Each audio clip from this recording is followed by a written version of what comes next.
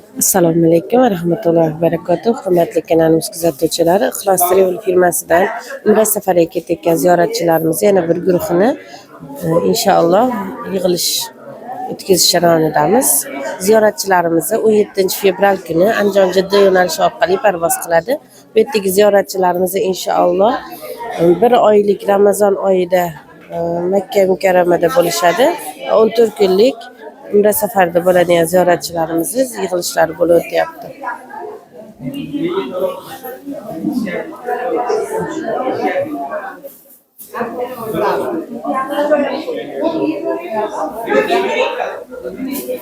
Bu ziyoratchilarimiz inshaalloh Payg'ambarimiz sollallohu alayhi vasallamda sunnatlariga va Payg'ambarimiz sollallohu alayhi vasallamda hadislariga muvofiq Ramazon oyida umra qiladi va inshaalloh Payg'ambarimiz sollallohu alayhi vasallam bilan birga haj qilganda savobini oladigan muqaddas oylarda, kunlarda inshaalloh safar qiladi.